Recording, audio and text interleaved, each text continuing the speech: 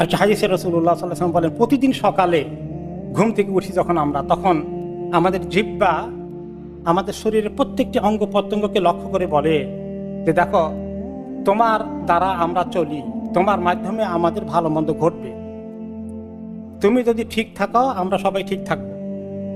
আর তোমার মধ্যে বক্রতা সৃষ্টি হয়ে গেলে, তোমার দ্বারা উল্টাপাল্টা কথাবার্তা শুরু হয়ে গেলে আমরা কেউ সেফ না, আমরাও বক্র হয়ে যাব।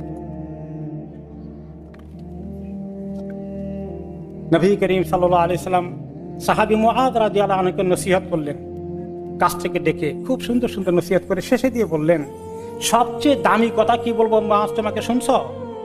সেটা হচ্ছে তোমার এই জবানটাকে আটকে রাখো, ধরে রাখো, কন্ট্রোল করে রাখো, তোমার মুখকে বন্ধ করে রাখো যতদূর পারো। তো মুআয রাদিয়াল্লাহু আনহু বলেন, ইয়া রাসূলুল্লাহ, কত কথাই না বলি, আর তার আসরে বসে এখানে সেখানে বন্ধু বান্ধবের সঙ্গে কত কথা সারাদিন বলি, সবগুলো কি আমাদেরকে আল্লাহর কাছে জবাব দেওয়া লাগবে? তিনি বললেন, তুমি কি বলো মুআয? সবচেয়ে বেশি মানুষ জাহান্নামে নিক্ষিপ্ত হবে কোন অঙ্গের কারণে জানো? জিহ্বার কারণে।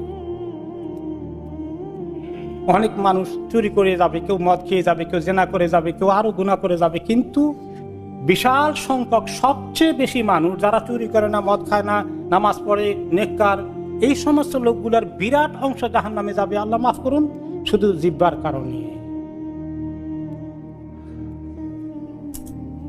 এই জন্য সাহাবায়ে কেরাম এই হাদিসগুলো এবং কোরআনের আয়াতগুলো শুনে এত সতর্ক হয়েছে। ইবনে আব্বাস রাদিয়াল্লাহু আনহু নিজের জবানকে টেনে ধরছেন, ধরে এটাকে বলেন, সাবধান, তুমি সাবধান থাকো হে জিহ্বা, তুমি যদি ভালো বলো তাহলে তোমার অনেক নেকি আছে ভালো কথা বললে, আর তুমি যদি চুপ করে থাকো তাহলে তুমি অনেক গুনাহ থেকে বেঁচে যাবে। তা না হলে কি হবে জানো? তুমি একদিন আফসোস করবে যে কেন এত জবান চালিয়েছিলে, এত কথা কেন বলেছিল, যেগুলো আমার বিরুদ্ধে লেখা হয়ে গেল আজকে। আবু বকর রাদিয়াল্লাহু তাআলা আনহু উনি একদিন নিজের জবানকে ধরে এমনভাবে টানাটানি করছেন, এই তুমি আমাকে এই উল্টাপাল্টা দিকে নিও না, তুমি সাবধান, জিহ্বাকে ধরে টানছেন একদম। হঠাৎ করে ওমর রাদিয়াল্লাহু আনহু বললেন যে আপনার এই অবস্থা কেন, জিহ্বাকে ধরে এরকম করেন কেন? তিনি বললেন যে জানো, এই জিহ্বা যে আমাকে কত উল্টাপাল্টা জায়গায় ব্যবহার করিয়েছে, আমার যে কি সর্বনাশ করেছে তুমি কি জানো?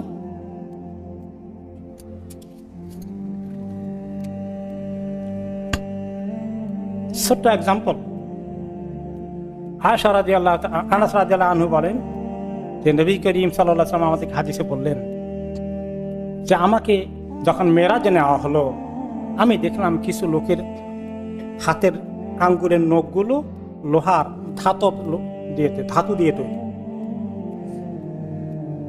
লোহা পাকড়ি মাথা দিয়ে তৈরি, স্টিলের বা এরকম কিছু দিয়ে তৈরি, এবং তারা নিজের হাতে এরকম আঙ্গুল দিয়ে নখ দিয়ে নিজের চেহারাকে নিজের বুককে তারা এভাবে গোস্ত ছিঁড়ে ছিঁড়ে ফেলছে, নিজের হাতে নিজেকে পানিশমেন্ট দিচ্ছে। এই দৃশ্য ওনাকে দেখানো হলো। তো রাসূলুল্লাহ সাল্লাল্লাহু আলাইহি ওয়াসাল্লাম বলেন, আমি জিবরিলকে জিজ্ঞেস করলাম, এগুলো কি, এই লোকদের এই দুর্দশা কেন? নিজের হাতে নিজের লোহার আঙ্গুল দিয়ে নখ দিয়ে এরকম নিজের মুখ থেকে বুক থেকে গোস্ত ছিঁড়ে ফেলতেছে কেন? এই শাস্তি কেন তাদের? তিনি বললেন যে এই লোকগুলোর কাজ ছিল বসে বসে খালি আরেকজনের বদনামি করা, খালি গীবত চগলখুরি করা।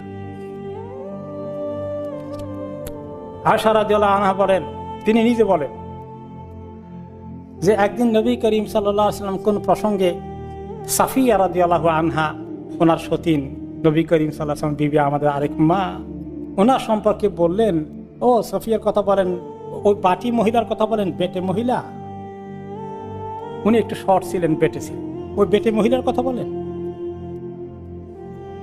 নবী করিম সাল্লাল্লাহু আলাইহি ওয়াসাল্লাম বললেন, আয়েশা, এই মহিলাকে বেটে মহিলা, খাটো মহিলা, এটা বলে তুমি তাকে যে এইরকম কথাটা বললে, তোমার এই কথাটা যদি একটি সাগরে ফেলে দেওয়া হয়, গোটা সাগরের পানি ময়লা হয়ে যাবে। তারপরে তিনি আরেকদিন বলেন যে আরেকদিন আরেক লোকের কথা বলেছিলাম নবী করিম সাল্লাল্লাহু আলাইহি ওয়াসাল্লামের কাছে, আরেক লোকের উল্টাপাল্টা কিছু এটা আমি বলছিলাম ওনার সঙ্গে। উনি বললেন, আয়েশা, আমাকে যদি দুনিয়ার বিশাল টাকা পয়সা, বিশাল সম্পদ দেওয়া হয়, যে খালি এই কথাটা শুনেন, আমি তা শুনবো না।